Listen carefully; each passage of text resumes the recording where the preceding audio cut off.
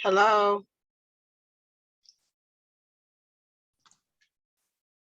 Hello, how are you?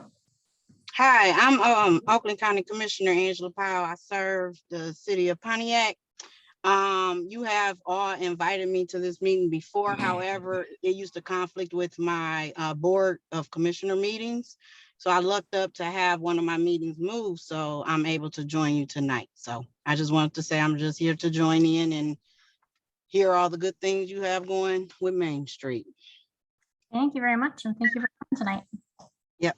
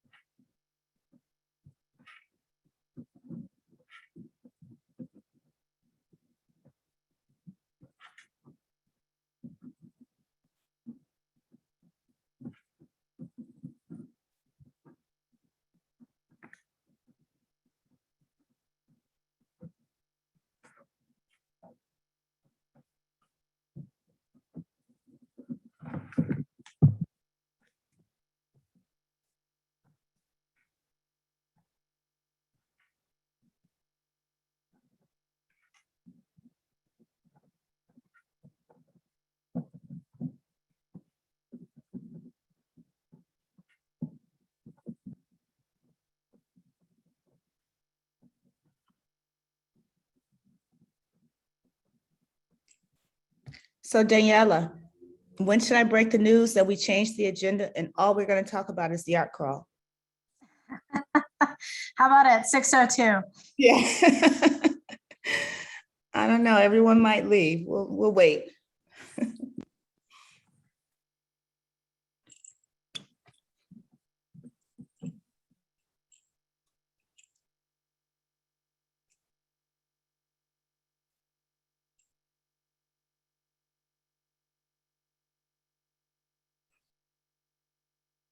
We'll let everybody pop on. Yep.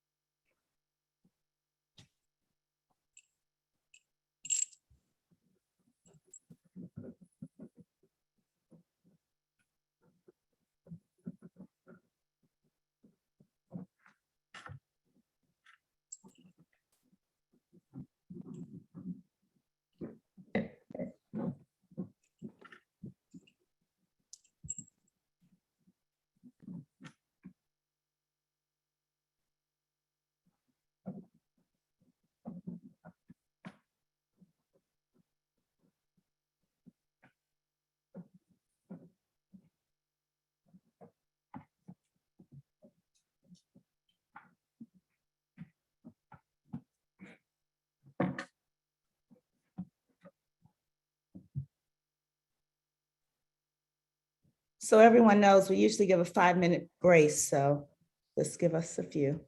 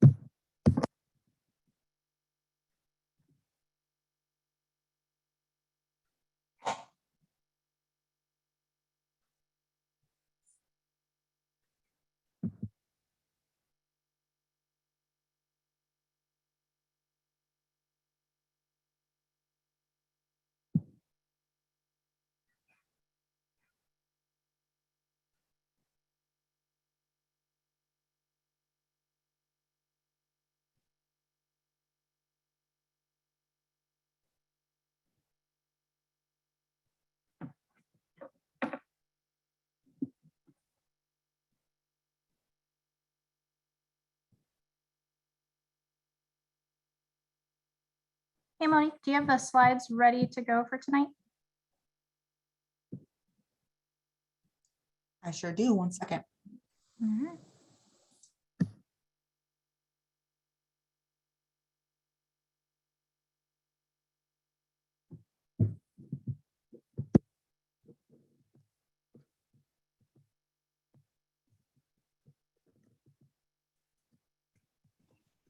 Just want to say good evening to those that's there. Good evening.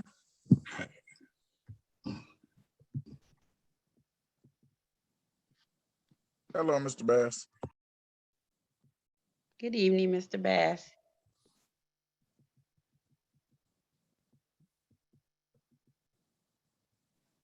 Again, good evening to everybody.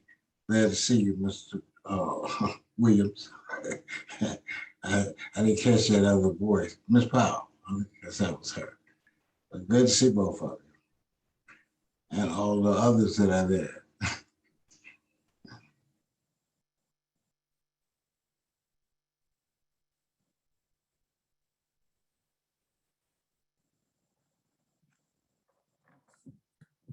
All right, Monique, if you can get the slides up, I think we'll get started. Hi, can you guys hear me? Perfect. Okay, terrific. Thanks. Uh-oh.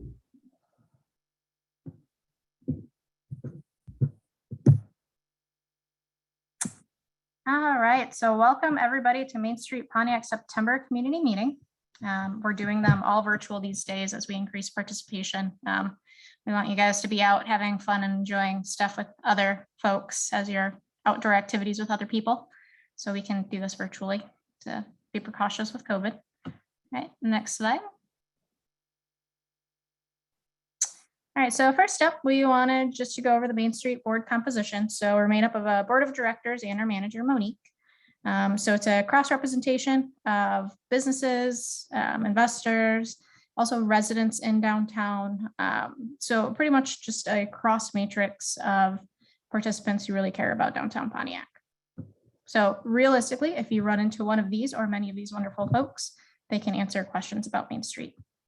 So Main Street, we're not so much newly formed anymore. We've been around since 2017, but we're a nonprofit program and we manage the Main Street program for downtown. So Main Street is a national organization that essentially almost works like a fraternity or sorority with a national organization, then a Michigan or county level, and then your city level. So really what they focus on is downtowns. And for us, we work in partnership with the city of Pontiac and Main Street, Oakland County. And the big thing that we want to do is we like to put together the framework for action and collaboration with organizations and individuals that impact downtown.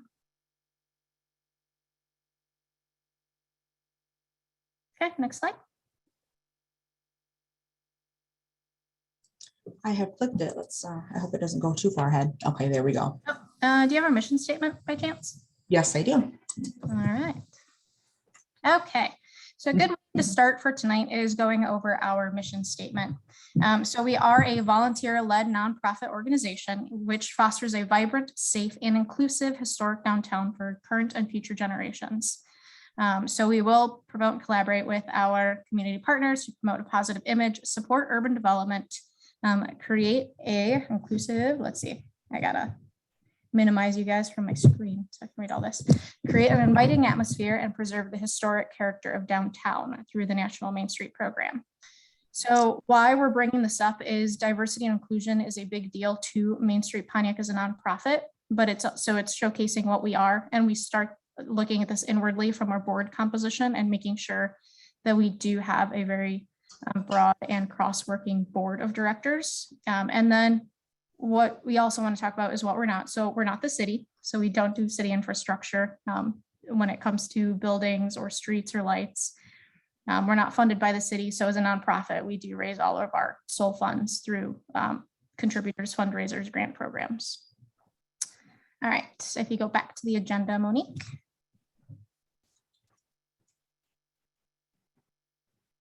So we are pretty jam-packed for tonight on the agenda.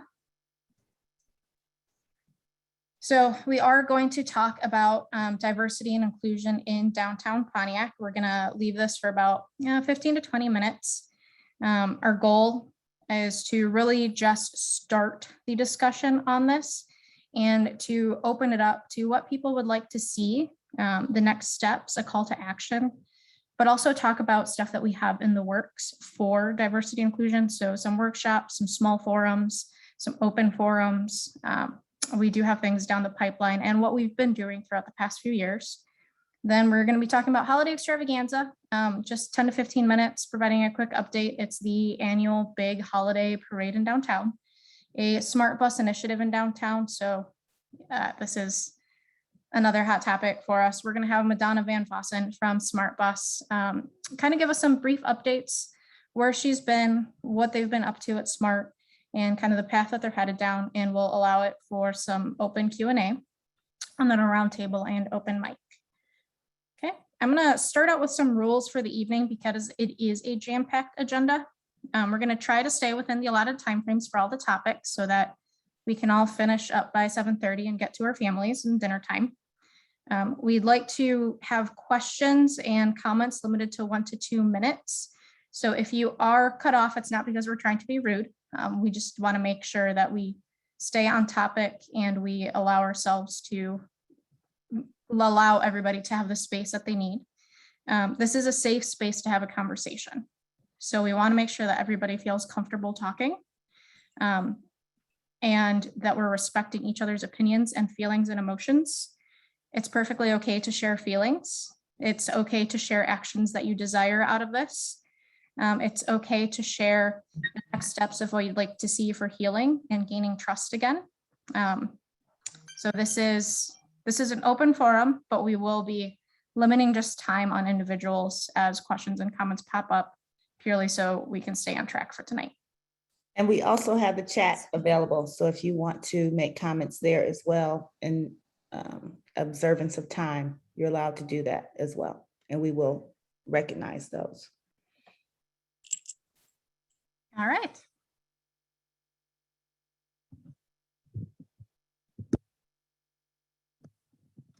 Monique, we could probably go to the diversity portion. Okay, so we're going to start with what we've been doing over the past few years and really our core focus this past year. And then we will open up to what we are doing and then open it up to open discussion. So over the past year, we have been really focusing on diversity and inclusion, from what we can do as Main Street to attract more of the residents into downtown, how we can actually make downtown a welcoming place, what we can do to promote vibrancy across generations. So from children to the elderly, we're trying to focus on a broad crowd as well from age range. We've been working with the restaurants on how to make their menus more possibly affordable, food tastes, entertainment in downtown, providing free events to the community, what we need. So like the Derby races or the Canvas Pontiac Art Jam that we had in June. That kind of was not a replacement, but an alternative to the arts crawl due to COVID. So what we're working on, we've been having some difficult discussions at some of these community meetings and at social district meetings on how to address diversity. And we keep having those discussions throughout the year. What we're looking to do over the next few months is have specific smaller cross-sectional forums where we bring investors, business owners, and residents to the table for collaborative and workshops that bring everybody together, and they're actually getting the chance to have open dialogue with one another. And then open community forums. So these would be more of larger, much like our community meeting where it's open for everybody and bringing everybody to the table. However, Nita has actually some great contacts with Michigan Diversity Council. Is that correct, Renita? Correct. You want to talk a little bit about that one, if I'm not putting you on the spotlight? No, I am actually on the advisory board for the Michigan Diversity Council, and we talk about issues from diversity in the workplace, diversity in organizations, and we have actually a seminar coming up for disabled diversity and how to be sensitive to all issues surrounding people who are not like you. And so I want to make sure we're all inclusive here. And as Daniela said, this is the safe space to talk about those issues. And we know that there was some heated conversations these past couple of weeks we want to calmly and peacefully address those as well. And so your comments are always welcome. So before we get started with the open dialogue on this concept, on this topic, really our goal as Main Street is we want to provide a welcoming downtown towards residents. We want to make sure that people feel welcome in their own downtown, and that we want investors and business owners to actively engage with the community and the residents and be part of the community. That's our end goal of really what we'd like to see as Main Street Pontiac. So I'm going to open it up to questions, comments, what people would like to see, share their emotions. Again, it's a safe space. This is a time to actually engage in conversation. And I'll add to that as well. We don't set rules. We don't make policy. We advocate for downtown businesses and looking to make it presentable to the public, to invite economy, to invite patrons, and to invite our community as a whole. Hi, this is Tamika Ramsey, and I will start off as I was one of the people who initially responded to the email. I own a business, T. Ramsey and Associates, and we have been working very closely with Daniela and Main Street and the Strand and many of the businesses downtown to try to make downtown more inclusive to all that live in the city. A lot of residents have always felt, and we have been doing surveys, and Black and brown people said they didn't feel comfortable or welcome downtown. And so we started to work really hard. Monique, Daniela, who is the young lady that works closely with you? Monique, Mary Jane. Mary Jane, yes. Monique and Mary Jane and I started talking about a diversity and inclusion committee because we are all committed to making sure that Pontiac as a community is whole and not the neighborhoods and then downtown. And when this email came out, it just, to many of the residents, just gave proof to some of the feelings that they felt. And so we really want to address that and know that it's not every business downtown that feels this way. It's not every business owner who feels that people are dollars and not human beings. And we, T. Ramsey and Associates, we are committed to continuing this conversation with honest and courageous feedback, with honesty and how people are feeling and being uncomfortable, right? Because racism is uncomfortable, classism is uncomfortable, but the only way we can unpack it is to do it in a way that we are being honest with all of us. And I am committed to being a part of that. Thank you. Thank you, Tamika. And we really appreciate a lot of the help and support you've been providing and helping Main Street over the past few years. And Mayor Waterman, I see you have your hand up. Yes, this conversation, I actually came to talk about Motorbella, which is what I was going to bring information for. So I hope we get to that before I have to leave. But this discussion we're having right now is very important. A lot of municipalities, as well as corporations and all kinds of entities, are struggling to find the way with this right now. So this is not unusual. It's a good thing that we are addressing that, because we are a diverse community that should be respectful of all of its demographics that are here. And when there are feelings that are unresolved and there's tensions that are unresolved, they boil through in ways such as we have witnessed over this last couple of weeks with an issue has showed the fracture lines in our community. So that is, as this is a Main Street meeting, I've always said that Main Street is one of our partners in the city, that we go together. Certainly, Main Street is one of the volunteer organizations that helps to manage our downtown. Our downtown is our front porch. So as we approach such things as bringing events to town and the comfort level of people, we're trying to get more people downtown, trying to get more diversity of business representation downtown. Those are all things that we need to see that we have the diversity and the equity that we actually put into policy as we talk about it and theorize about it.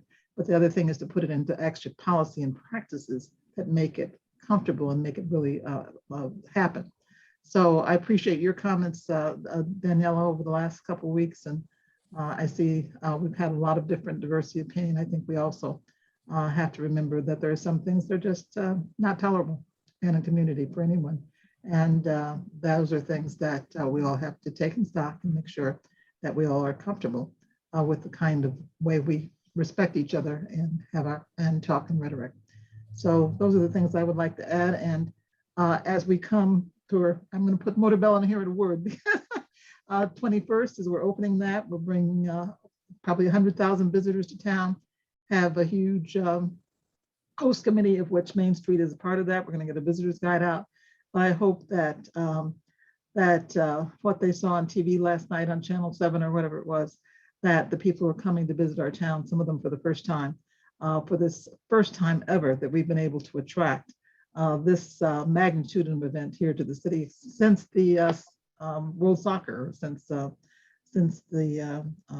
football. Mayor, we'll share more during the Yeah, we'll share I'm more sorry. during the open comment. We'll I'm share more sorry? during the open comment. We will share more during the open comment section. On Okay, so we can. and that's what I wanted to say about that. But I think as the equity, people will come to see the kind of collective diversity we have in this community, and that's the front door opening and show that we want to have for this community. And I hope that being able to have these kind of discussions will make that possible for visitors as they come to see that we are a community that can act collectively and that is respectful and tolerant. Thank you. And I wanted to add just before, after the mayor just spoke, that we are taking a big charge to try to beautify some of our buildings downtown that are not as pretty as we like. So we want all of your help to contribute to that effort. Ms. Walters, I'm trying to raise my hand. I guess I don't know how. All right, so I'm going to take the next 4 comments in order here, so or 3 that I'm seeing. So we're going to go Madonna Van Fossen, Eric Holman, and Robert Bass. How's that?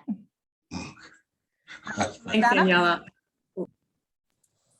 Thanks, Daniela. I just want to offer really quickly, Bernita, when you have these gatherings or the meetings or the whatever you have, please include SMART, because we could probably offer some valuable information since we deal with seniors and disabled people, you know, all the time. So I just wanted to let you know that we are absolutely willing to participate and support this 100%. Thank you. Appreciate that. Definitely. Yeah. All right, Mr. Eric Coleman.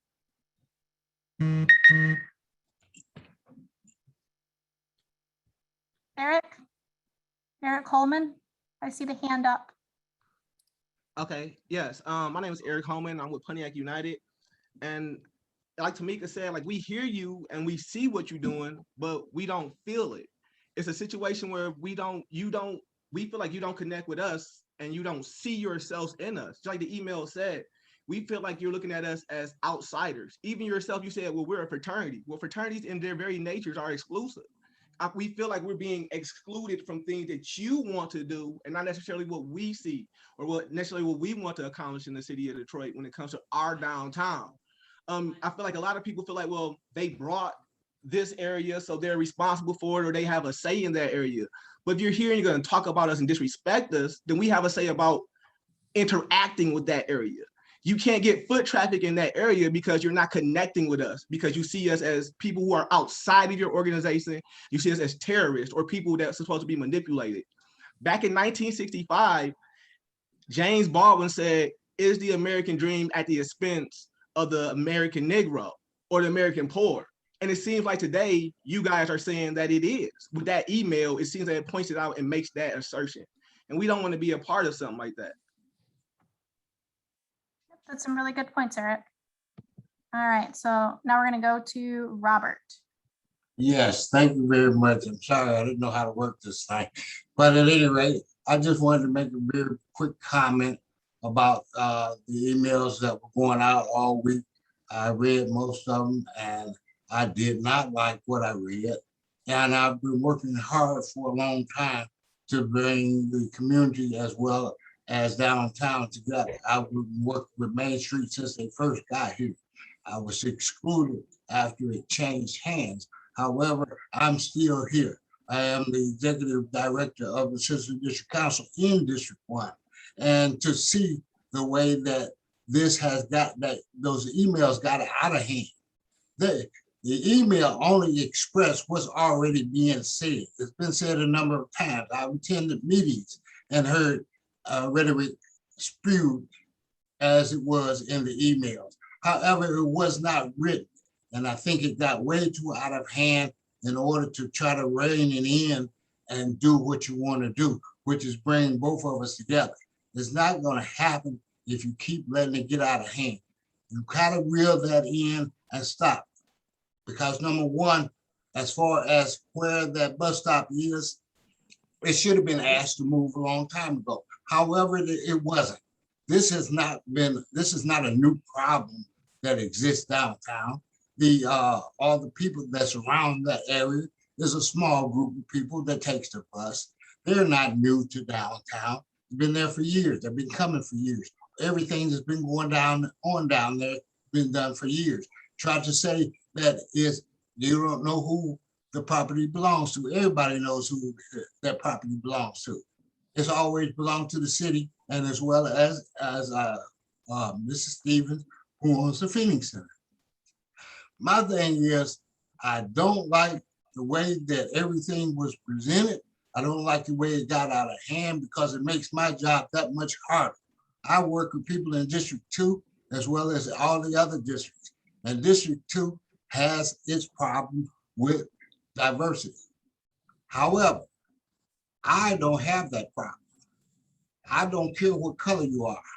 But when you talk about working together to change the culture of the city, then you have to let that go if you really want change.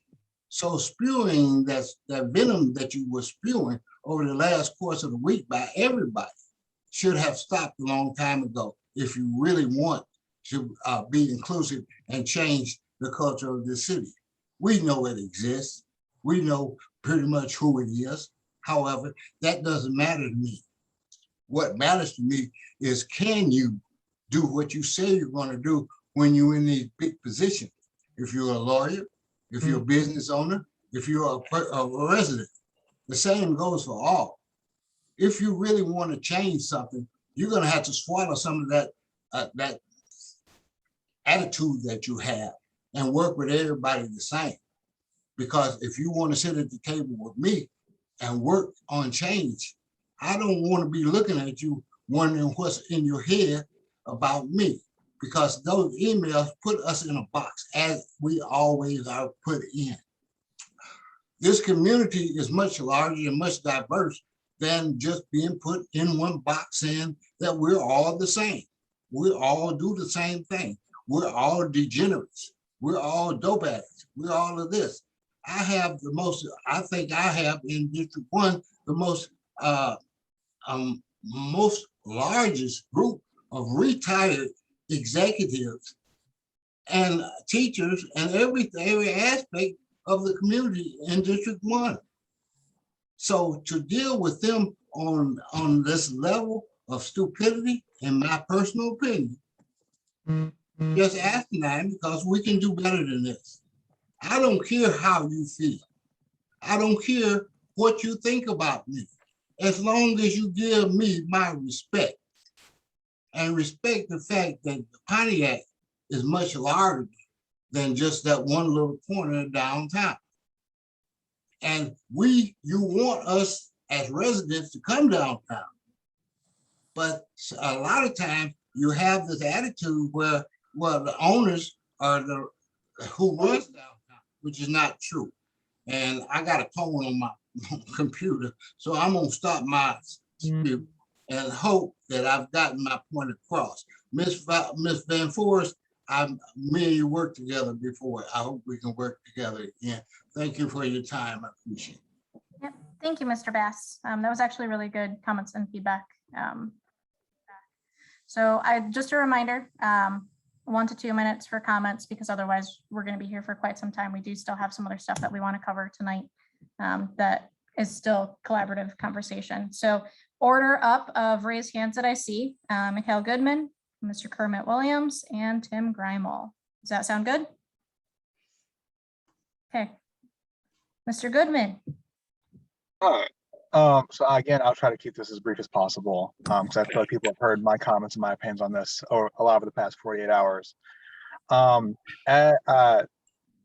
My informed opinion as a Black man who has been born and raised in the city, as a teacher here of predominantly Black and Brown students, and as a person who is the chair of a diversity, equity, and inclusion committee on the county level, there are a couple of things that I have to say. And one of the key pieces here is that Bob Wan's comments are a sign of a larger problem that we have in the city. Because unfortunately, what we're beginning to realize is that the presence of the money of the poor and working class people in the city of Pontiac is very welcome in downtown. But the way that it's seeming, based on the comments of Bob Wan and the people who also did not disagree with him or agreed with his comments, are showing that, again, our money is welcome, but it seems that our presence as people is not welcome. And to reiterate what a lot of people have said already,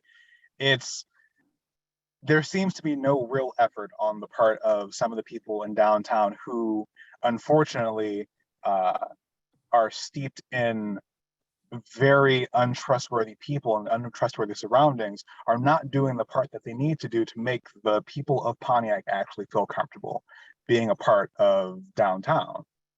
And until we have people who are vocally against these types of racist and classist comments from downtown, who speak out against one of their main business partners and say that they do not stand with this man, we again have a huge problem that is larger than just one man.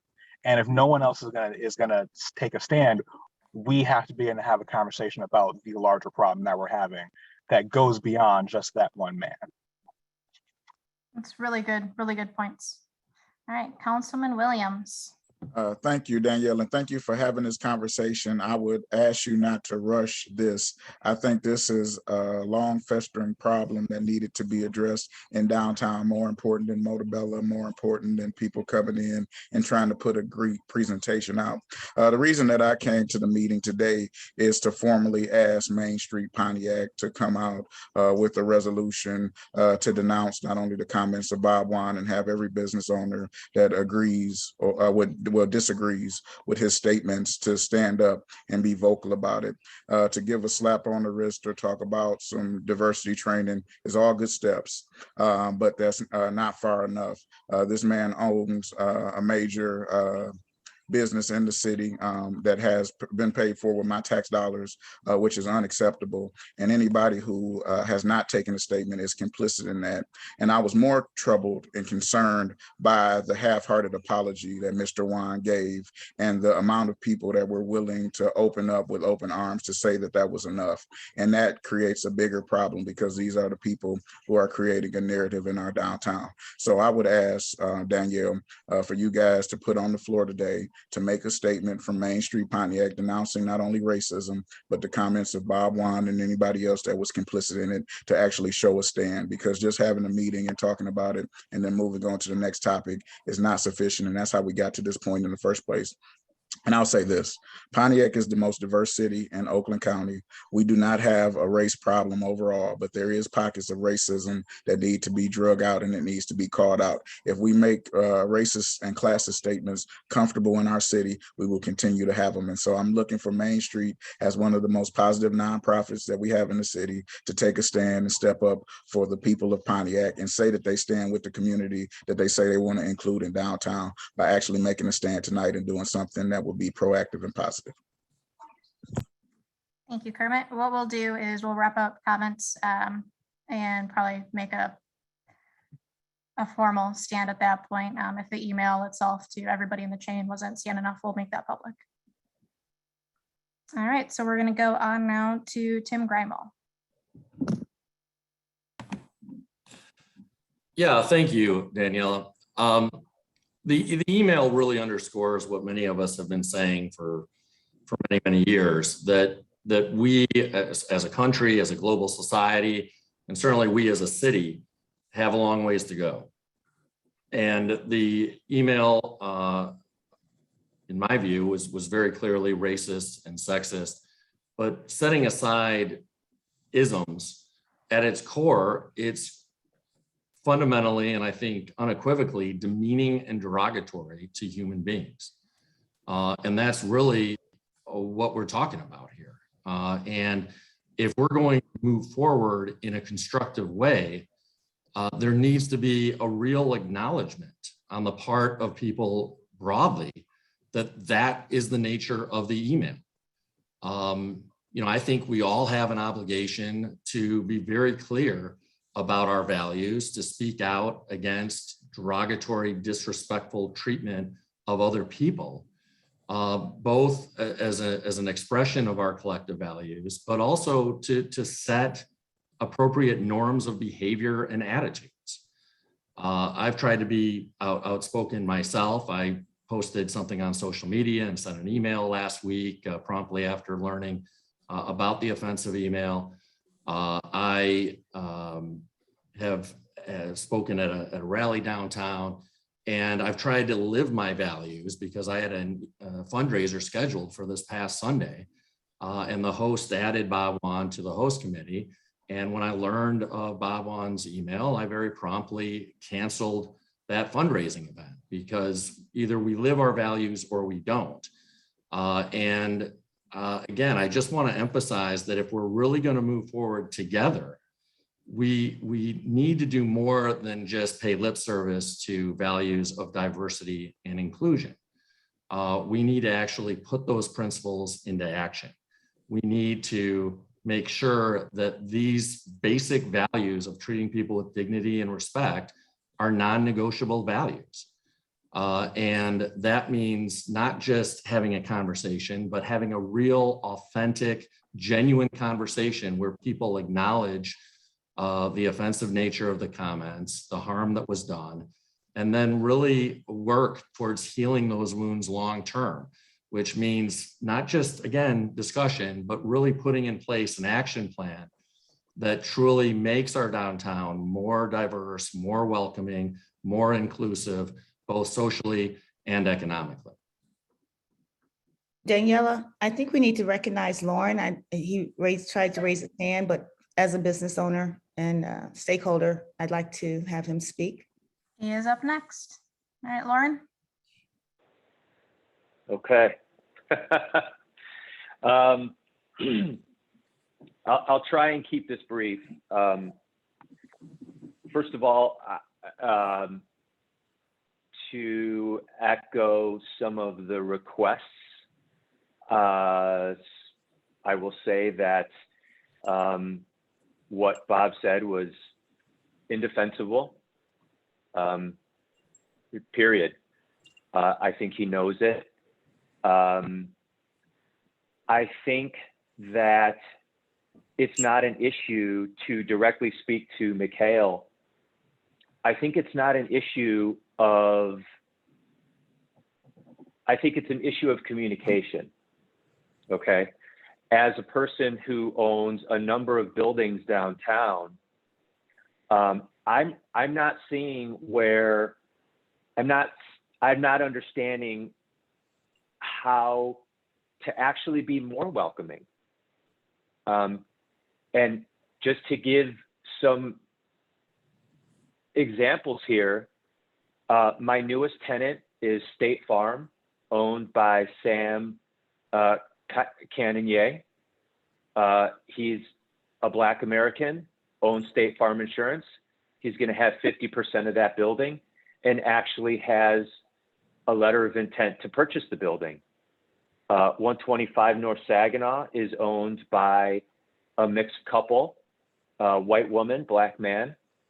My building where I live, I have Black residents in there. Breedlove Services is a Black American. If you come to our office building, I invite everybody in town to come to our office building. When you walk into the door, the first office right there is minority, Hispanic. And if you go down our office space, we've got Lisa Washington, who heads up the paper. We've got Tyra, Wanda Coates, Brandon.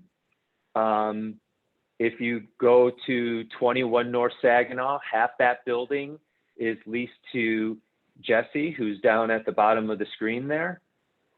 So I guess what I'm trying to say is help me to understand as a downtown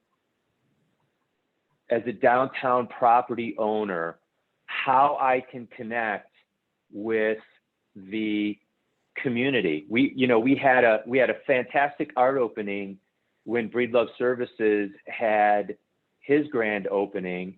Right next door to that, Jonathan Harris, who threw on an art opening at Beacon Park, who's going to be doing something in downtown Pontiac. I mean, it was half the artists there were Black Americans and minorities.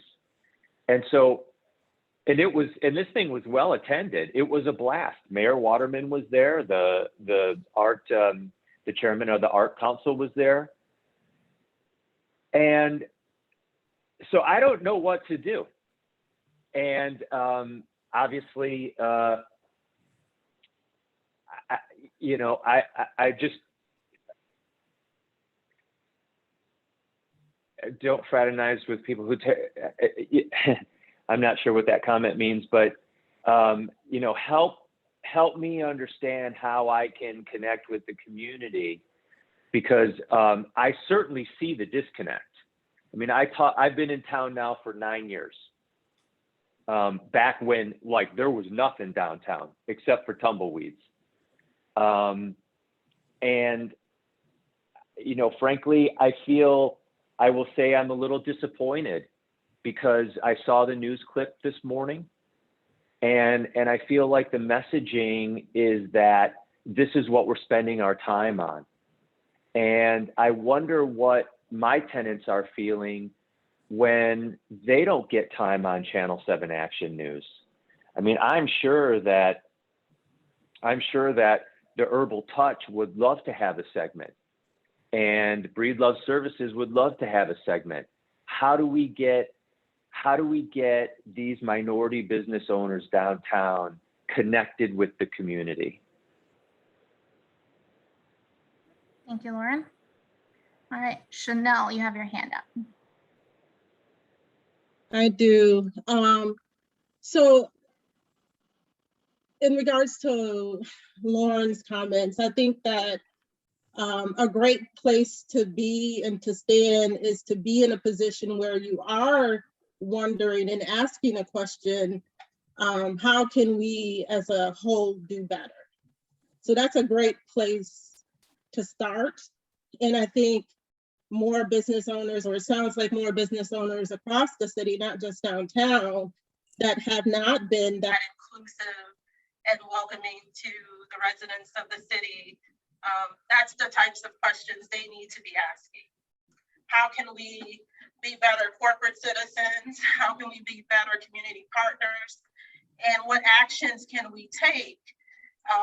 Simply putting out a statement will not get it. So you definitely have to take some actions.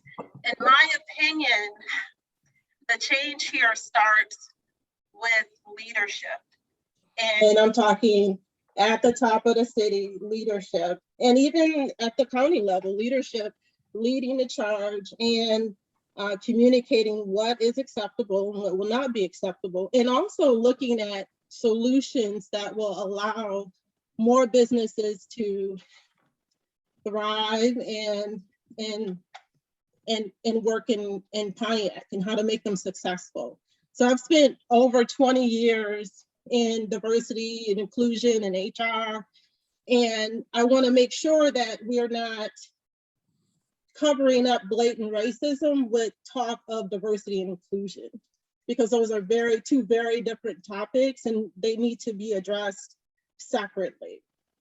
So in my opinion, I want to see some very strong action coming from leadership in the city as we move forward. And everyone should be asking a question, how can we do better? And those are the questions that need to be taken into any types of forums or meetings, because to Mikhail's point, training is not going to do it. I've seen it, training is not enough. You have to change hearts and minds. and you have to be a demand for it. That's it. Thank you. Thank you, Chanel. That's really good feedback and good experience from the HR side. All right, so next up, we're gonna do Tamika, then Alan, and then Jesse. So Tamika? I just wanted to address Lauren right quick to help give some direction. So the fact that white people take Black and brown people's money is not diversity and inclusion. It is not. There are people downtown, and once again, we have been working because downtown has been like an island.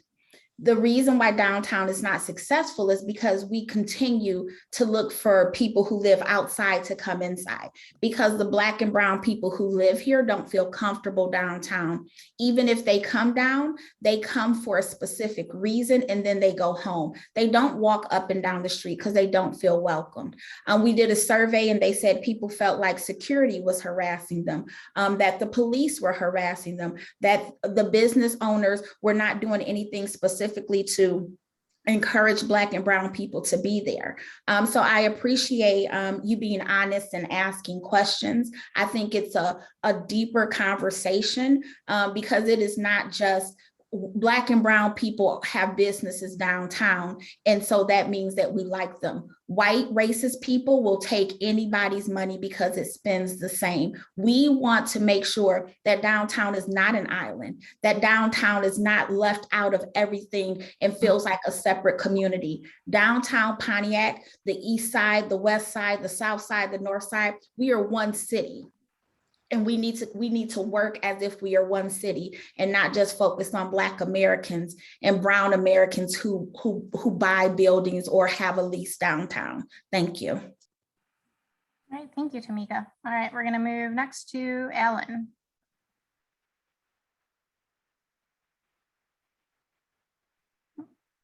Can you hear me? Yep, perfect.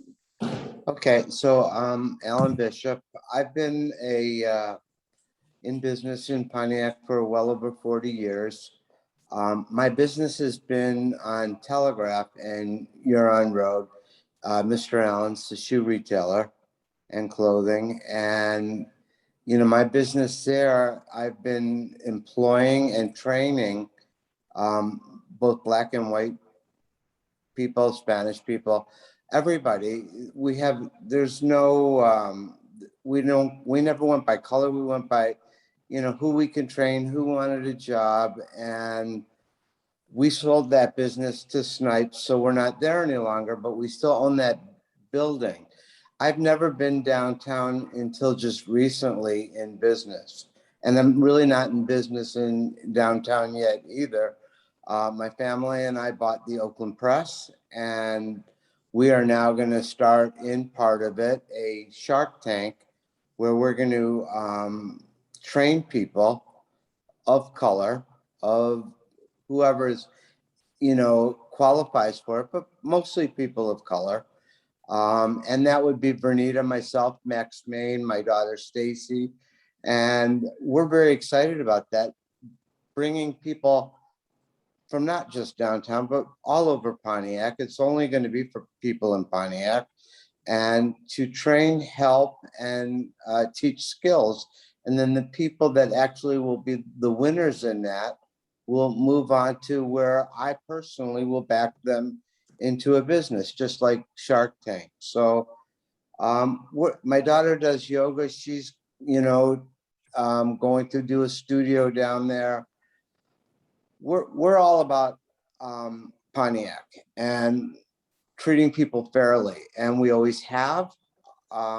We've never had any racial discrimination in the 40 years of business. So we're very excited about if we decide to continue downtown Pontiac. We are in Pontiac as well, like I said, at Telegraph and Huron, but our thought is to come downtown and see what we can do to help.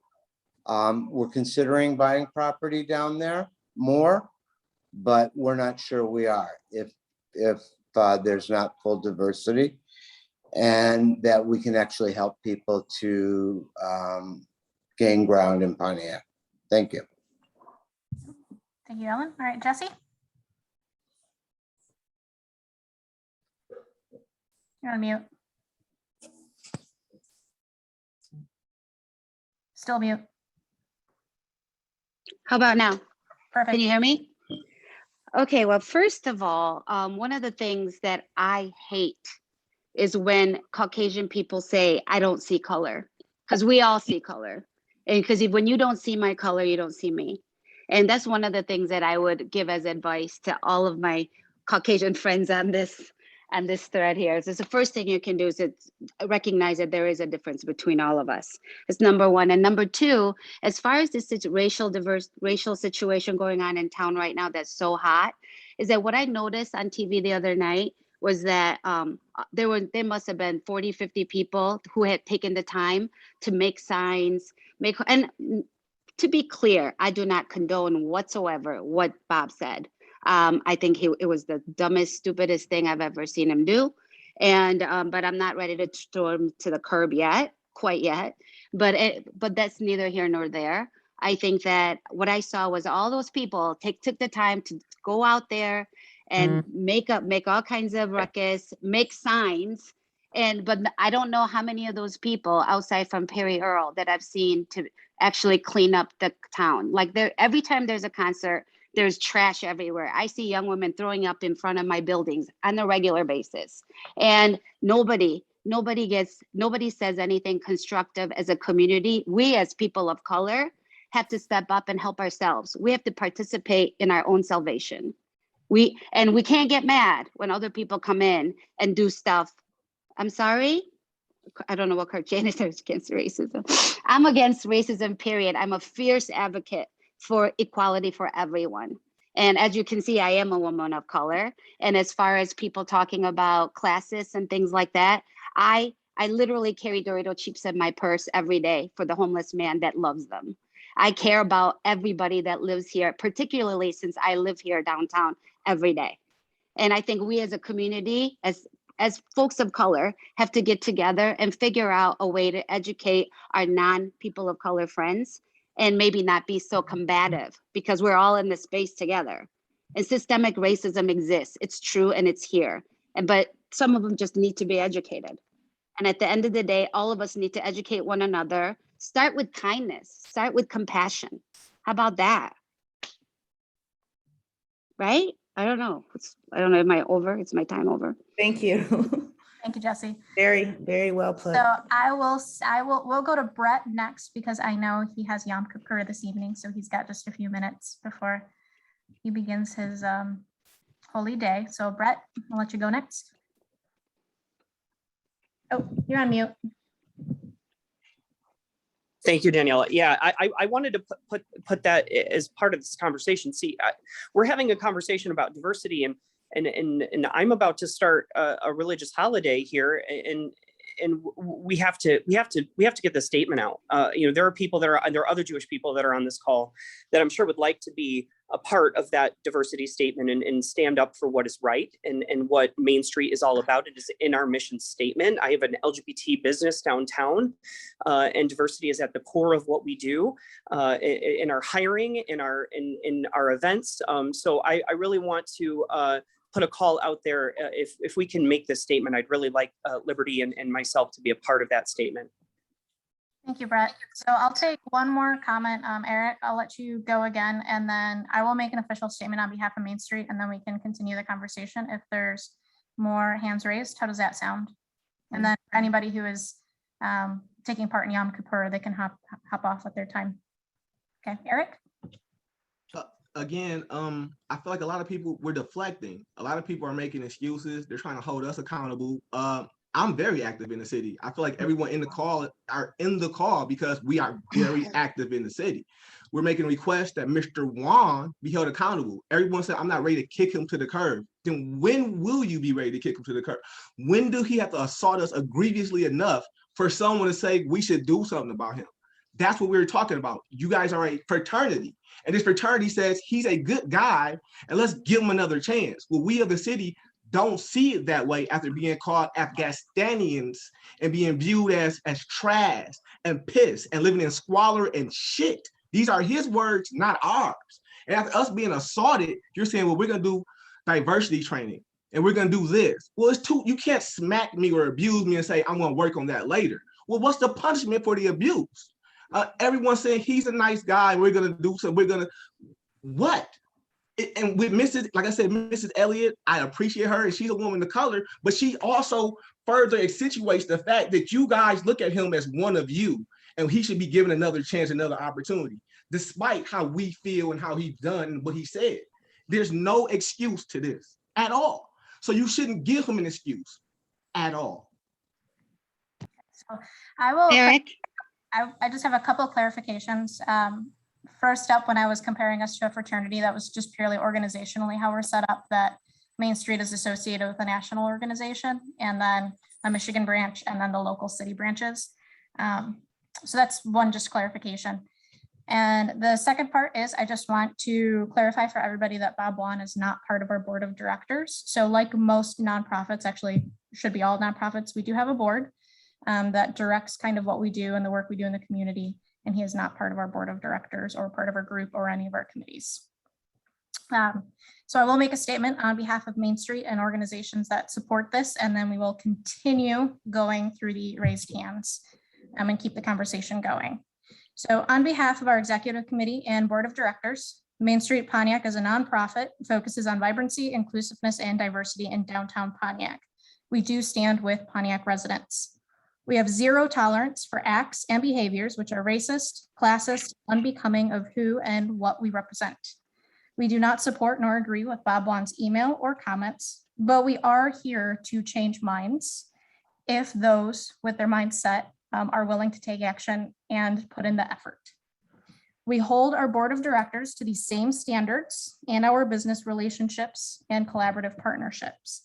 If we see this behavior, they will be excused from the board and partnerships collaborations will be ended.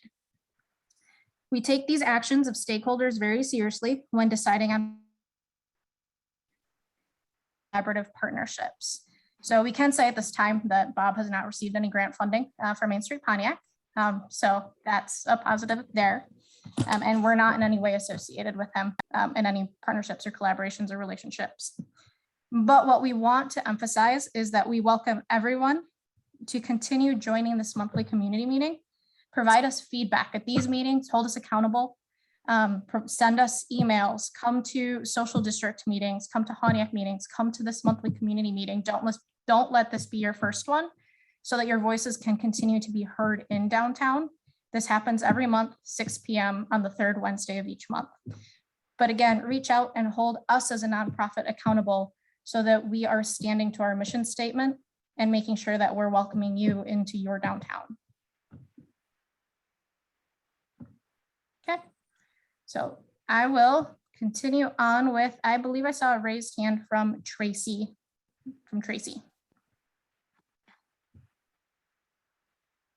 Good evening. My name is Tracy Hirsch. I am with Pontiac United along with Eric. Very well said. I agree with Eric 100%. We're deflecting and we need to stick on topic. You may have, I think her name was Jessie, never seen us before as far as cleaning up, maybe because you haven't been there, because we haven't seen you as well. So I can attest to you and say to you that everybody that was down there cleans up this city. We fight for this city and we came out because of this city. We love this city. So to sit back and make an accusation like that is completely, it pisses me off. And I hate to say that, but it does, because we're not responsible to clean up downtown. We're not responsible to clean up your mess, but that's what we did that day when we got there. We cleaned up before we rallied. We cleaned up downtown. So to say that you haven't seen us, we haven't seen you either. So if you want to make this connection, that is our mission statement, to bridge the gap in the community. So if you want to bridge the gap, then you reach out to us and we'll reach out to you. And we're willing to work with you all. If you want to know about diversity training and things like that, we all could do that. But having a diversity training with someone who has already made up their mind is senseless and useless. So what we're saying is, no, we don't feel welcome down there. The first time I had dinner down there in about 7 years was the other day. It was the other day. And I went down there because of the rally. So the rally brought me down there, and I had dinner at Liberty Bar. Me and a couple of us were hungry, and we went, and that was the first time in over 7 or 8 years I've been down there. And I'm 47 and I've lived nowhere but Pontiac. So when you make accusations like that, it's very offensive to me personally. So I stand with everybody on this call. And we're also in that thread. And something else I would just like to bring to ahead is that no one other than Tamika said anything when that comment was made. And I see lots of names who were in that email. And then Pontiac United, we made a comment 3 days later. But once he made that apology that was not an apology, everybody spoke up. Where was that same energy when he said what he said? You're applauding the fake apology, but you won't hold accountable the real racism. That's all I have to say. Well, I'm gonna push back on that just a little bit. There was a few people, I'm not gonna say there was a lot, but after Tamika, right after, there was actually a few very positive against Bob and very in agreement with Tamika feedback emails. So there was Pastor Kelsey was one of them. So I'd like to give a shout out to those that actively took a stance by email form. Is it me now? Oh, go ahead. Go ahead. Okay, Tracy, is it Tracy, first of all? Thank you. I have lived in Pontiac for 4 years. And mainly downtown. I live in downtown Pontiac, and my business has not made a penny living in Pontiac. I live here because I believe in what the potential of this town is. And as far as me not ever seeing any of you or whatever, I invite you to come over, come see me. I have dinner parties all the time. And only reason you haven't been invited is because I have never met you. So let's make a point that we all get together as a community and break bread together and have conversations that are difficult to have. And I mean, we are going to piss some people off when we're really truly being honest with ourselves as we are with one another without worrying about political implications and whatnot. And I know there's a lot of people that told me, do not say a word, Jesse. You stay home and be quiet. I live here and your neighbor is everybody else. And I live here and I want to know you. I want to meet you. I want to talk about it with you. I want to talk about my trials and tribulations in this town, as well as being a woman of color, Black and Korean. I was an orphan from Korea that didn't get adopted till I was 12. So I've seen some stuff. So I invite you to come see me. I invite you to get to know me. And this isn't about me defending Bob Wan. I'm not defending Bob Wan. I'm saying this issue here is much bigger than Bob Wan. We all have a responsibility to teach one another. Yeah, Bob is the one that started it. And I'm so not going down the path where I just use one person as an example for everything. I understand he's at the center of it. But right now it's our whole community that's at the center. And we are on a spotlight from all over. I don't know anybody else like me around here. I am just comfortable here in downtown Pontiac as I am moving through to Bloomfield Hills, where I raise my children, to Birmingham, to Detroit, all the way down to the weed dealers, to the people that are selling buildings for millions of dollars. I'm Jesse, familiar with everyone. Jesse, I'm going to cut you off. And it's my mission. Go ahead. It's fine. All right. Okay. Thank you. All right, Chanel. Okay, Julia. Yeah, I'm here. So I think Jessie, I understand a bit of her points, but I think as a whole, she's kind of missing the sentiment. Jessie, you're missing the sentiment and point of what others are saying.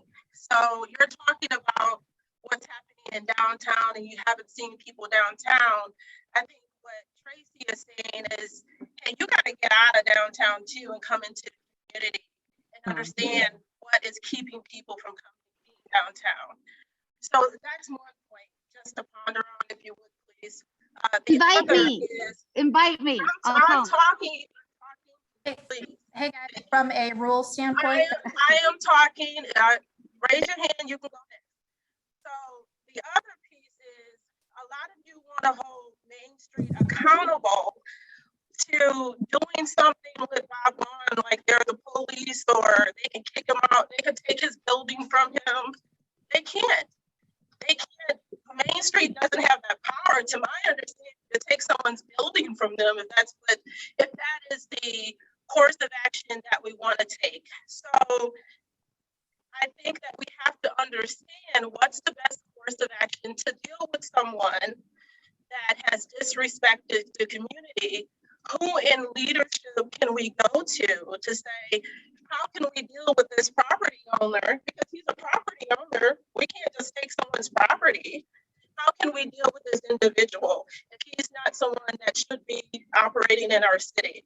So that's something I would go back to the city to say, how can you help us to deal with someone that clearly doesn't respect the people of the city, and clearly maybe doesn't want to continue to be here.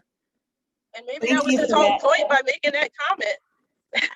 Maybe he doesn't want to be here and this is a way to get out of it. I don't know, but I want to make sure that we're not trying to hold an entity accountable that didn't start this, doesn't have the power to fix it, but they can be part of the change to fix it.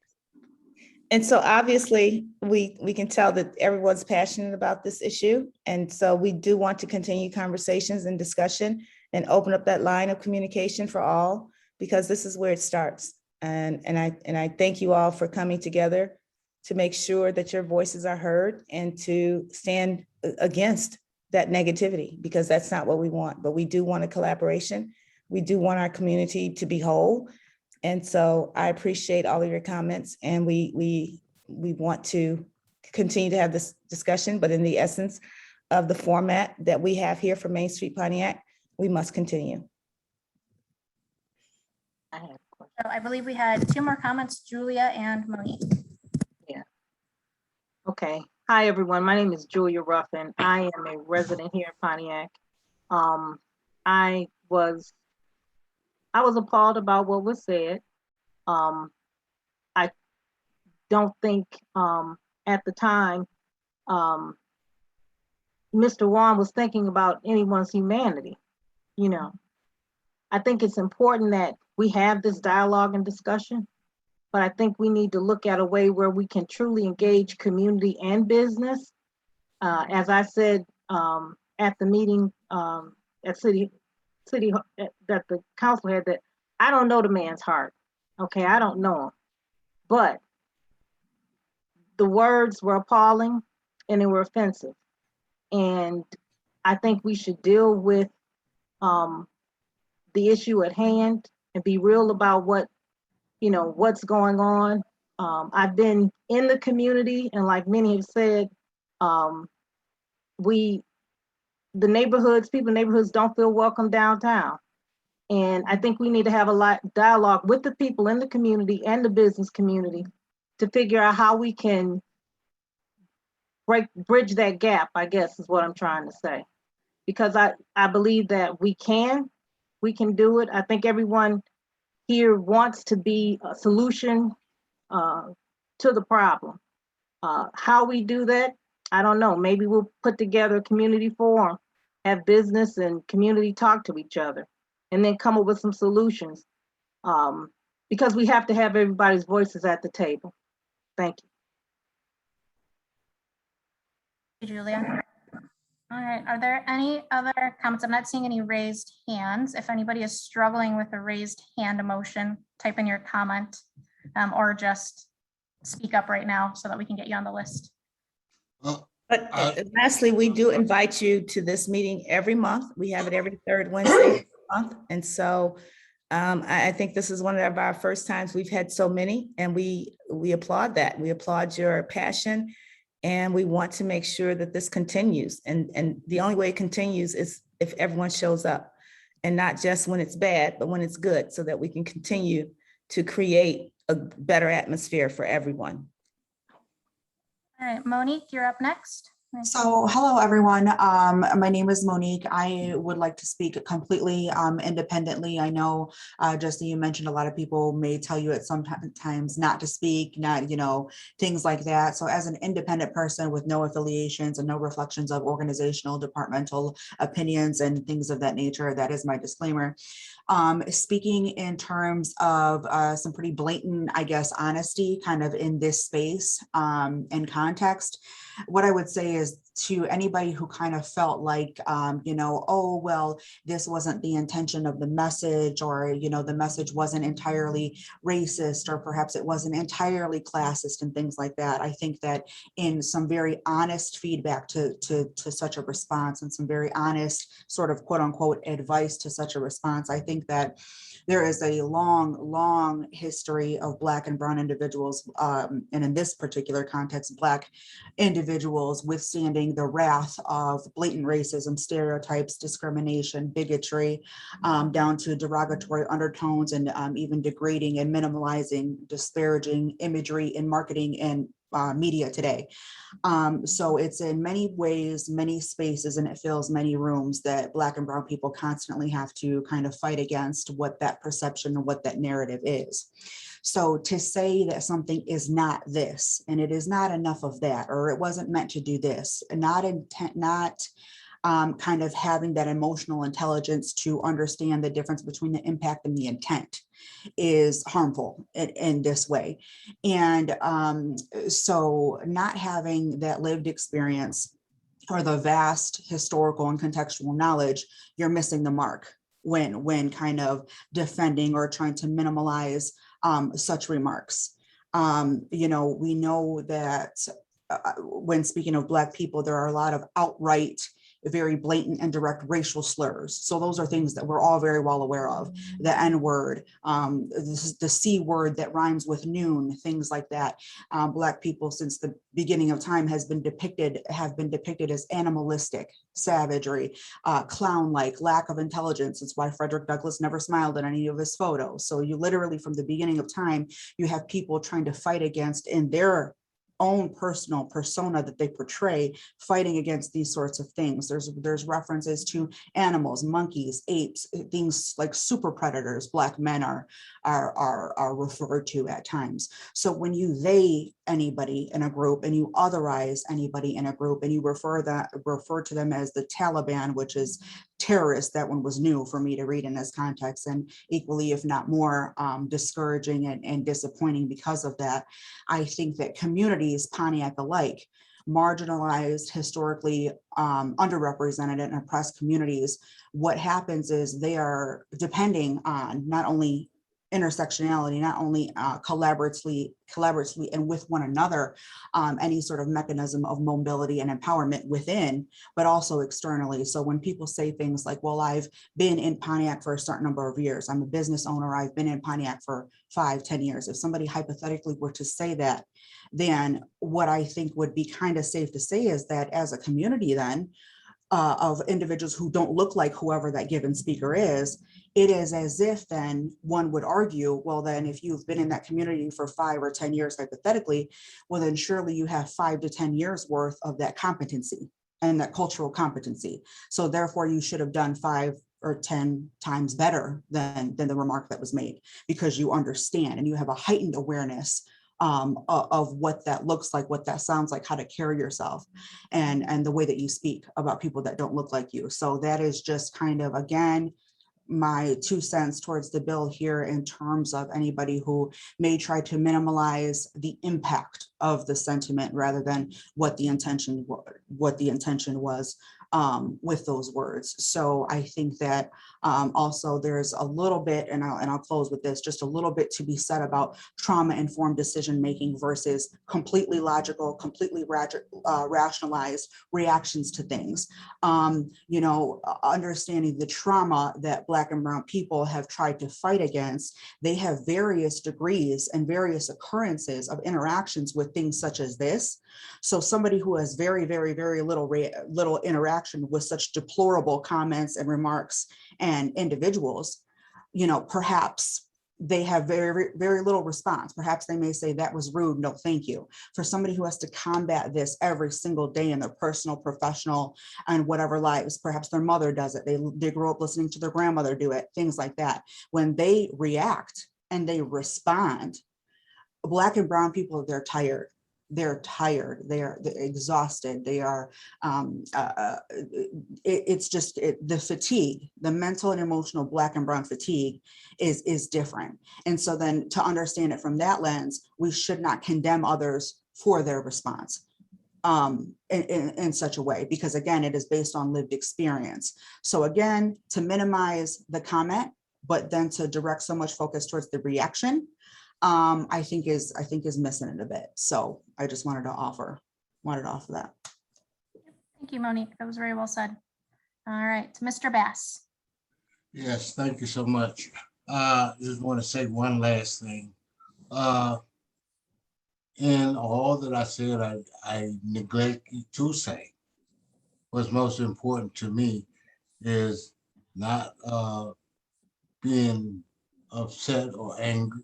I've lived too long to be upset or angry at what has become a norm.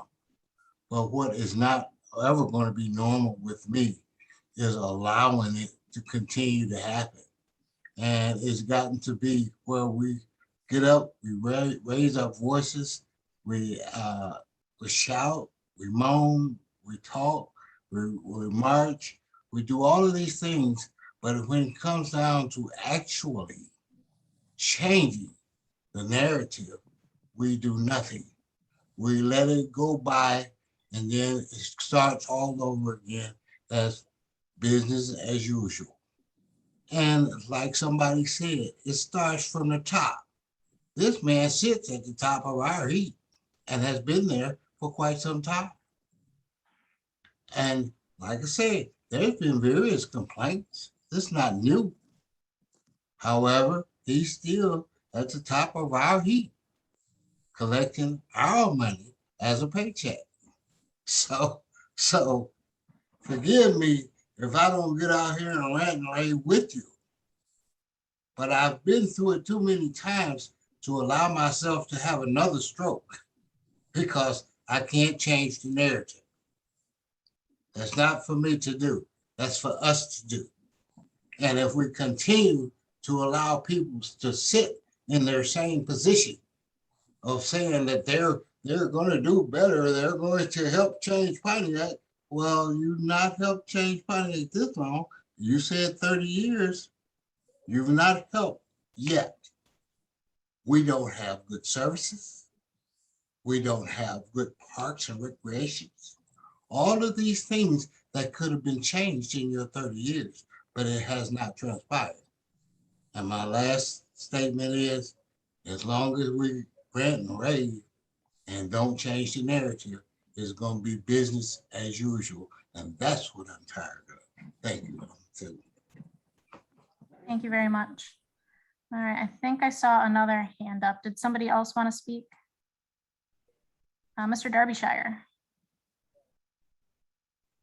Well, I was just applauding Mr. Bass's comments right there. I'm sorry, that wasn't raising a hand. Oh, all right.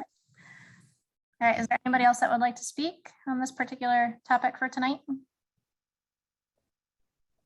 Okay, so I think Monique and I took notes for pretty much every single person that spoke this evening. This gives us some really good feedback and action items that we can take back to our board of directors and see how Main Street Pontiac can help continue bridging the gaps, but also for those that are willing to work on bridging the gaps, but also what we can do to take a more stronger stance against those that do have racist and classist positions in Pontiac, and what is within our circle of control as a nonprofit. So we have two topics up next, but I believe talking about holiday extravaganza and Christmas would be tone deaf tonight. So what I will do for that particular topic is I will follow up by email with the particular updates and the ask out of holiday extravaganza. So is everybody comfortable moving on to the Smart Bus Initiative with Madonna's portion?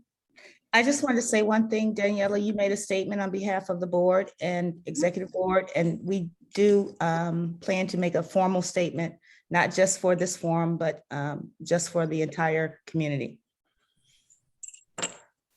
So please keep an eye out for a statement that comes from us out on social media. And our goal is that aside from us as a nonprofit making the statement, we can have some of the businesses in downtown who are in support of that and share aligned beliefs, either A, sign an agreement to our statement or come out with their own statements.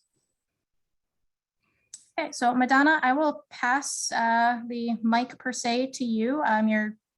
The plan for Madonna, she doesn't have a formal presentation. She's going to be talking a bit about the history of the bus stop, different locations, why they don't work, the current situation, and some of the grant funding and future for the Pontiac Transportation Center. So she's going to do a brief update and get everybody on the same page of what is happening, and then we will open it up to productive dialogue about the bus stop. Can you hear me okay? Perfect. Okay, so before I begin, I just want to confirm that SMART does not support the comments and or the mindset expressed by Mr. Wan. My title, my position is I am SMART's Oakland County Ombudsman.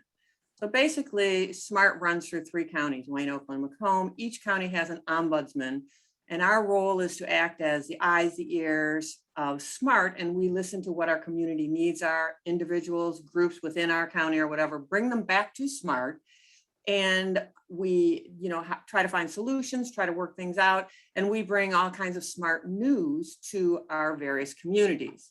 So I have been in my position for 8 years, and as the ombudsman, I've been able to and have had the honor of participating on many levels with the many groups and many events that have occurred in downtown Pontiac.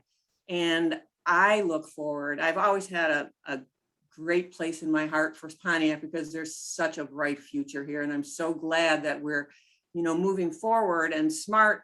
We look forward to continue working with Pontiac. So I want to give you a brief history about this specific bus stop. I want to let you know that originally when the stop was designed, it served as the starting point and the ending point for many of the routes that passed through, including it was a layover break location for drivers on these routes. So over the years, this particular stop and the traffic that has gone through it has been revised. So today, all the routes that serve this stop continue to go through downtown Pontiac. And this particular stop is the biggest stop in Oakland County, and it serves as the downtown area connection point for residents and other riders. And it's also a transfer point for people who are traveling and wanted to get to other routes that can take them elsewhere within our system. So there are actually 5 routes that pass through this, that use this stop, for the transfer, and it gets people all across the Tri-County area. Just some, for points of interest, in 2016, the average ridership daily for this stop was about 1,068 riders.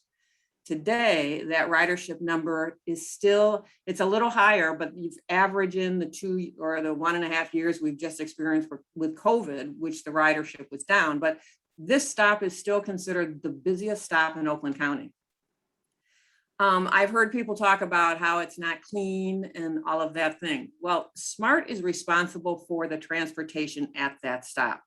We put in a shelter, we put in the amenities, but we're technically legally not required or able to provide a regular cleaning of this stop. And it's not that we don't want to, but we have over 5,500 stops across the Tri-County area.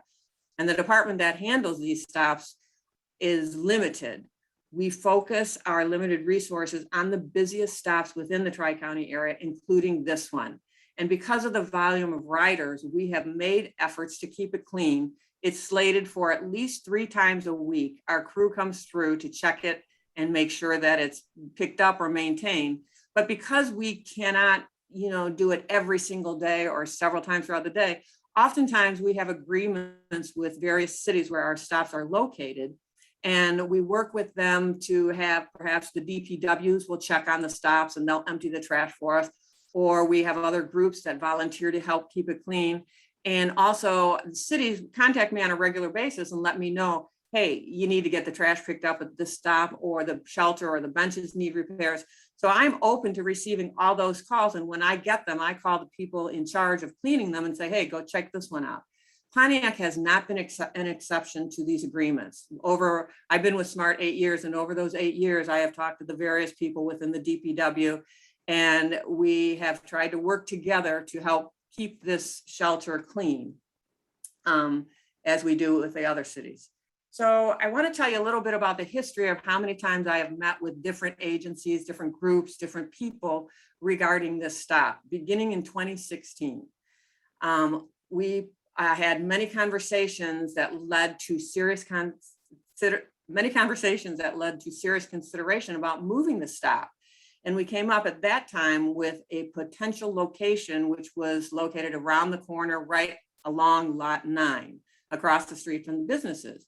And that looked to be like it might be a good location. However, that involved having all of the businesses that were located across from that to sign off on having the bus stop move there. And it wasn't really received all that great from all of those businesses. It also required having the owner of Lot 9 agree to giving up the parking spaces that were there that we would have had to have been eliminated so we could locate the stop there. That was not received well. So that idea fizzled. In 2017, we met again, and SMART hosted all these meetings. When I got calls from people, we are more than happy to set up a meeting. So we had a couple meetings in 2017 where we considered moving the stops to various locations. And some of the locations we looked at were on Perry Street near McLaren Hospital. However, the people in charge at McLaren at that time were not supportive of locating the bus stop near the hospital. And in addition, when we have a bus stop that has a shelter, there's a certain amount of space that is needed to house and hold the shelter. And there wasn't space around the hospital location that would accommodate putting up a shelter. Another location we looked at was across Woodward at the City Hall. And after consideration, this was determined to be unsafe because there was no really safe way for residents or people that needed to use the bus stop to cross Woodward. And the cost involved with moving it over there was extremely high, too high. Another suggestion that came out during the couple of meetings that we had during 2017 was from John Balint, who was the city engineer at the time. And he had suggested that the city might install some lighting and security cameras around the Phoenix Center stop and perhaps install fencing behind the shelters. However, no action was taken on any of that. And then in 2018, we met again, and there were oftentimes there were some of the same people that attended all these meetings. But at this particular meeting, Tim Shepard, who's a property owner, he had installed cameras at several businesses around the downtown area that recorded activities that were going on in and around their businesses. And the cameras that were installed on the Erebus location across from the bus stop actually was able to include the bus stop. And at this time, the Sheriff's Department was aware that this was happening. They were updated regarding the activities that went on in the stop. SMART was not able to install the cameras at the bus stops, nor do we have the system or the capability to monitor them or to respond to real-time issues. So any of these meetings we had, we always made sure that the Sheriff's Department was invited and they attended. And at each time that the Sheriff's Department affirmed that if there were problems, to call them and let them know and they would address them. Unfortunately, with the decrease in staffing, they aren't able to address all issues that are called in, but they certainly, I know that Tim and his crew had kept the Sheriff's Department very well appraised of what was going on at the stops. In 2019, we hosted a couple more meetings, and at that time, John Balint was now a consultant for the city, and he agreed to look again at the pricing and the feasibility of installing the fencing around the bus stop, the lighting or whatever. And again, there was no action taken. No, I'm not sure what the conversations were with the city or what happened there, but it fizzled out. We had talked about the possibility of moving the bus stop over to the Amtrak station, which is on the west side of Woodward. And that was, again, you had the safety issues of the people trying to cross Woodward to get access to it. you then would lose that stop for the residents who live downtown. And, you know, SMART doesn't own that property, Amtrak does. So when we approached Amtrak about that possibility, they were not supportive of this idea. So that kind of took that one off the table. We had a meeting where Oakland County was present, and Kristen Wilfgang, who had worked on various studies, walkability studies in the downtown area, and was very familiar with Pontiac and things. She had presented a plan to the group at the meeting for upgrades on that particular stop, because the discussion was, if we can't move it anywhere because there's no location large enough to accommodate the 5 routes, the shelters and all of those things, if we can't move it, then how about we upgrade it? So she had come with a great plan that included using green spaces and paintings and things like that. But all of these things required approval from the city. And Mike McGinnis was at that meeting, and he had actually a group of volunteers who were going to work with this plan Kristen presented as soon as we got and tie it into the Earth Day celebrations that the city was going to be having. But we still needed the approval from the city, and it just fizzled out. I don't know, again, what happened with that or where it went, but we never really heard back. Then we all know COVID hit. So conversations across the board fizzled out, and now they have been rejuvenated. And here we are again talking about, where can we move this bus stop? What can we do? SMART is always open to talking about and listening to ideas from any of the communities we work with. We have been active, very active in the city of Pontiac, working to try and improve transportation and mobility for all the residents across and around the greater Pontiac area. Several years ago, SMART hosted 3 transportation summits, and we had representatives from all over Oakland County and including Pontiac, from business owners to residents to governing officials to all kinds of people. We had an average at each of these summits over 50 people that attended. So we knew that this was a meeting that this was a topic people wanted to address, and we were willing to address it. So out of those 3 meetings, we came up with a committee of 25 people that included representatives from the city, business owners, residents, SMART representation, and the county representation. And we worked for about 9 months putting together a plan that would help the city reestablish their local transportation program, the Televan, which actually ended when the emergency manager took over years ago. So just when that happened, when the emergency manager eliminated the Televan, SMART did not eliminate the service. We actually increased the number of connector buses that were assigned to the Pontiac area.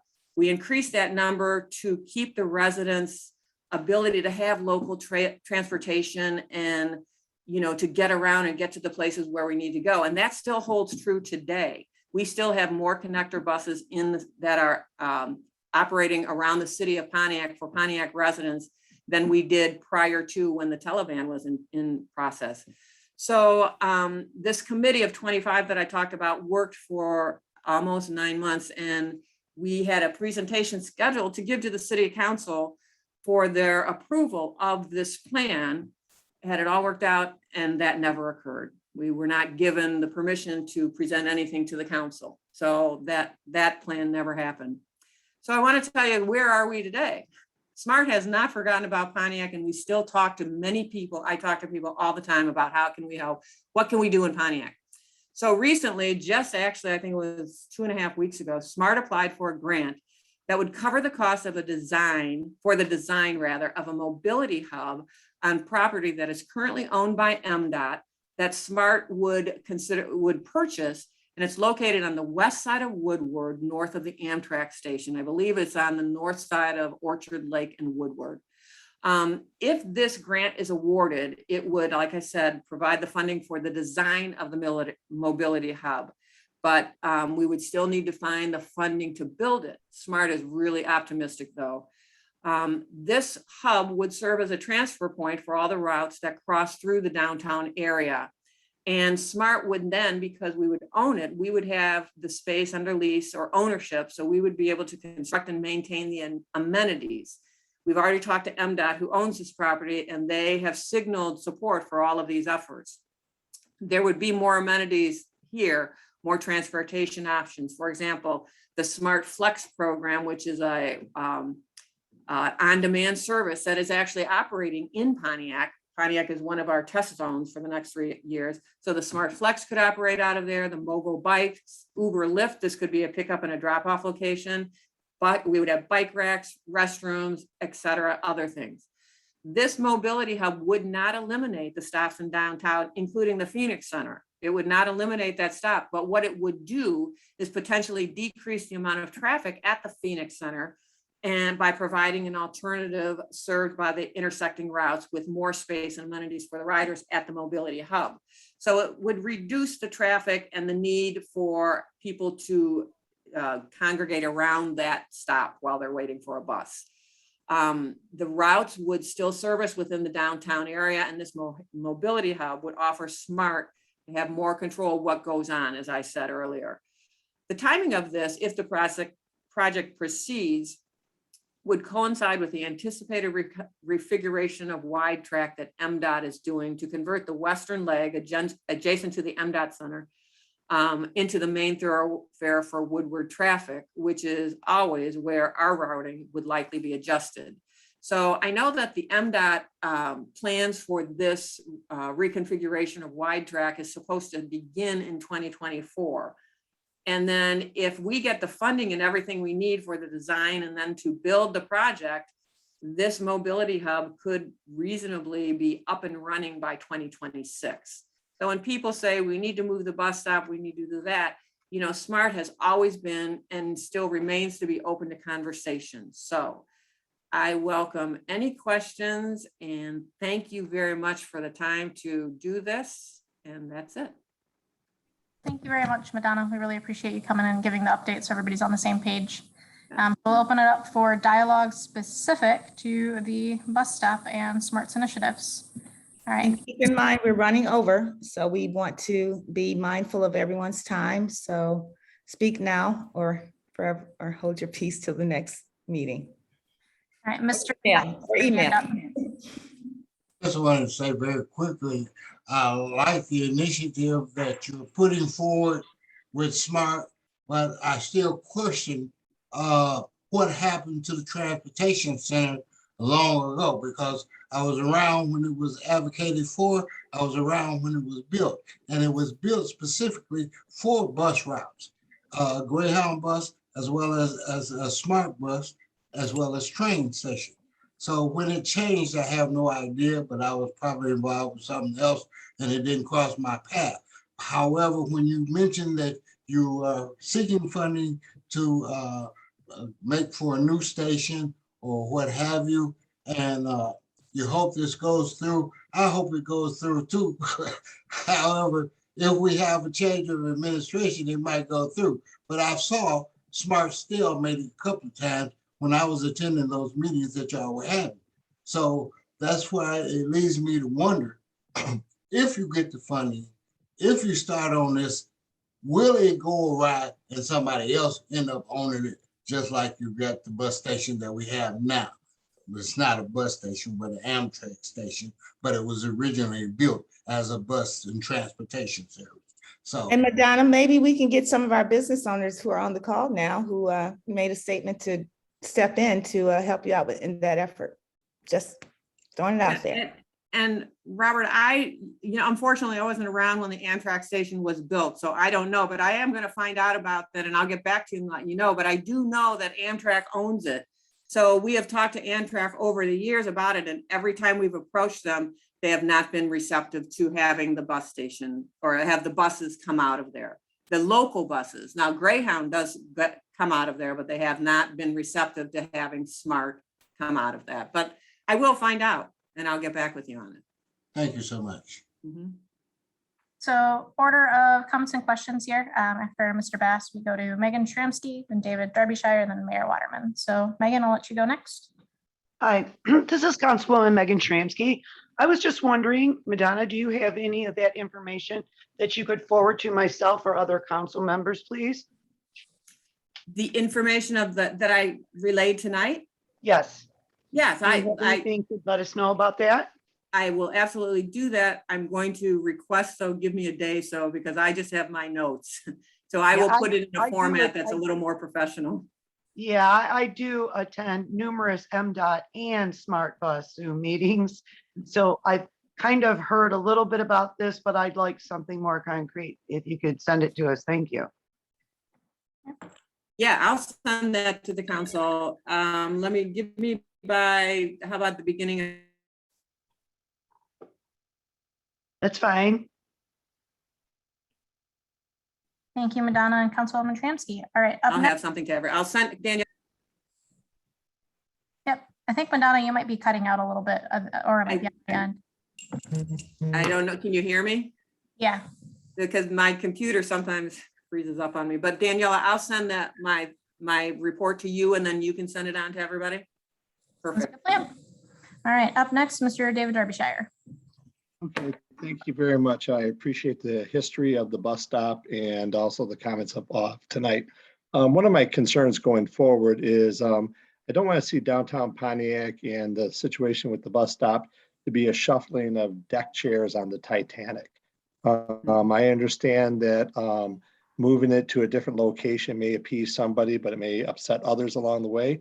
The one thing I do want to ask is that if the bus stop does get moved or if it stays in its current location, that serious consideration is taken for the changes that are about ready to take place with the Woodward Wide Track Loop. I think that it'd be very, very disappointing if all of a sudden we put together one plan without a long-term vision of where the city is going with respect to a master plan and what the downtown business district and the residents need. So I'd like greater consideration for a 10-year plan as far as opposed to just meeting an immediate issue or concern. Thank you, David. And this stop would not be eliminated. We would not eliminate any of the stops downtown. What we would do is reroute. Right now, it's the transfer point, and it's very busy. And we would move that transfer point over to the new hub, but we would still keep that stop there because it's critical to get people around the downtown area as well.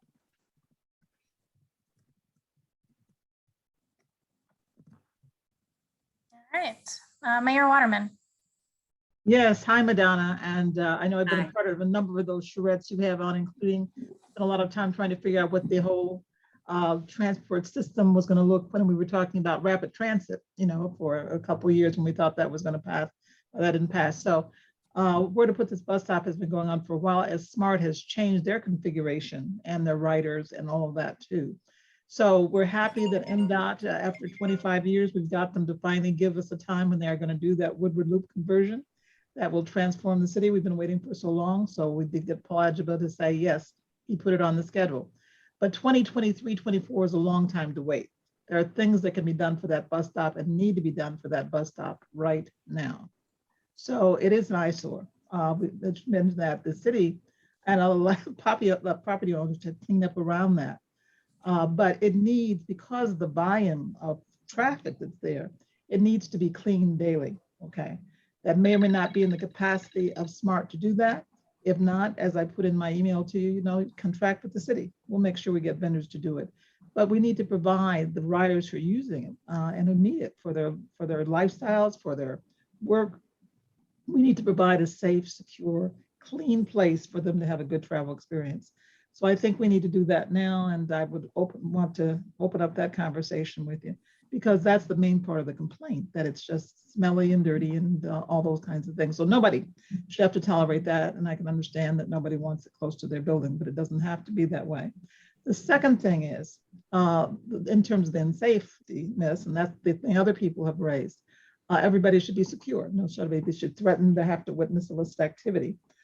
So the captain may have told you before that they could not put surveillance cameras up there. There are new styles of that, and I talked to Captain Ewing just last week, because we want to put surveillance cameras up in the various areas to curtail the illegal dumping that goes on in the city. And we do have cameras that are cellular cameras now, even though we don't have Wi-Fi. But oftentimes, our IT tell us you can, where there is a traffic light there, you can hook in a surveillance camera to the traffic light. You can use that same. as some of our traffic lights have those controls. So I would like there's the short range plan. The short range plan is make that a right of not an eyesore, a valuable experience, transportation experience for the people who need to use it. And we can do that right here. One of the things that you talked about is the televan system that used to have in place. And I know we did work on that for a while. I did take that to council. They weren't ready to consider that at the time. So, maybe down the road, we should try that again, because that's also a valuable service, particularly for our seniors and disabled. If we're talking about equity and diversion and inclusion, that's a group we need to make sure that they have adequate transportation choices as well. But that's a real serious offer for you. And I think we need to get that short-term solution and goal and plan very, very soon. Okay. Thank you, Mayor Waterman. I agree with you totally. Would you do me a favor and resend that email regarding contracting with the city? Because I don't believe I ever got it. And SMART does not contract with the city because we're not legally liable to clean up the bus stops. We are legally liable to provide the transportation. The amenities that we put at the bus stops, the shelters and the benches and those types of things and the trash cans are there for the convenience and for the riders. But we can't put them at every bus stop. We do try to maintain the bus stops, but we depend, as I said earlier in my conversation or my presentation, we depend on the partnerships that we've established with the city. And over the years, I know I've talked to the various directors, DPW directors within Pontiac, and they had agreed to help us maintain that or let me know, give me calls, which through the years, I did get calls and we did send people out there to help clean it up. But, and then with regards to the televan, would love to, I was not aware that that presentation was given to the council. Nobody ever informed me, but I would love to get that going again, because that would certainly help out the transportation needs of the residents in the city. And with regards to the safety of the people at that bus stop, I totally agree with you. It needs to be addressed. But again, SMART does not have the authority to make any kinds of arrest or to monitor. No, you don't. So but we can't do that. Camera. I'm just trying to say, and I don't want to get territorial. So SMART doesn't have the responsibility for the safety of their bus shelters, and who does? I'm just the cities where they're located in. Yeah. The cities where they're located in. So the city has to take care of SMART bus shelters. Okay, well, I didn't know the city has to secure the safety of the residents of their city. Wherever they go, whether it's on the corner, whether it's in a parking lot, whether it's waiting for a bus. The city's responsibility is the safety of their residents, not SMART. The SMART's authority to put a surveillance camera for the sheriff to monitor on your shelters. If a camera wants to be put on the shelter, then someone needs to contact me and I'll present that to SMART, but we do not fund putting cameras on our shelters. All right. Yeah. Okay. All right, but we got to figure out who cleans these, because that's SMART's equipment. So we got to set up some kind of deal. We monitor them and we do try to, but I have verbal conversations with all the cities where we have bus stops. They know where these bus stops are located. And if they need to be maintained other than what we are able to do, they contact me. Or we have a program called Adopt a Stop, which has been around, and the city of Pontiac has been well aware of that we actually can provide you the equipment you need to keep the bus stop clean. So we've got all kinds of options that I know I've talked about with the city, various city officials over my 8 years. So we can have those conversations again. I'm more than happy to do that. Would love to have that. I need to advise you, then consider yourself advised that we need to work out something. So keep those clean. Okay.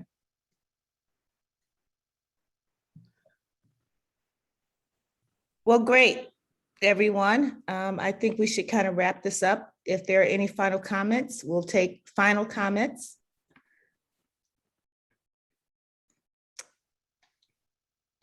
Okay. There doesn't appear to be any.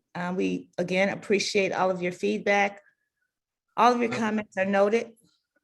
Robert Bass, I'm sorry. Robert Bass, sorry for interrupting. I just wanted to say thank you for allowing me to be a part of the process. Thank you.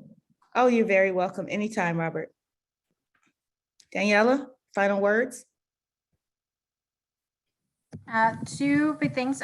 What we'll be seeing next up from us, you'll be seeing possibly some invites for some specific forums and dialogue. Our October community meeting, one of the focuses during October is going to be homelessness in downtown, bringing in many of the resources available from shelters, the sheriff, churches, and how we can humanely address homelessness in downtown so that we are providing services to those who would like to accept them. So that is one topic that we will be addressing, and we will be continuing to address tonight's topic throughout each of our meetings. As time goes on, this will continue to be a topic each night. So aside from that, we also have Motorbella coming up next week. There will be increased traffic in the Pontiac area for Motorbella. We'll provide more information by email on that. Daniela, I just want to ask Madonna, how can we reach out to her about adopting the stop?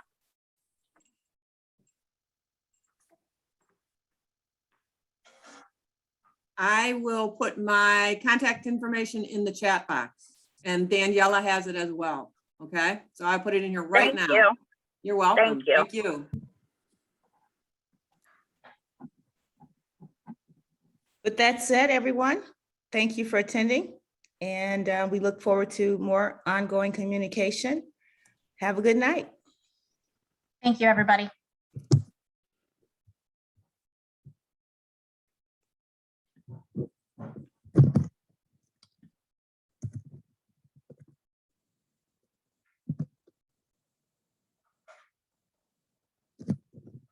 Thanks, Daniela. Thank you very much, Madonna. I know it was a long night. That's all right. No, it's good. It was really good.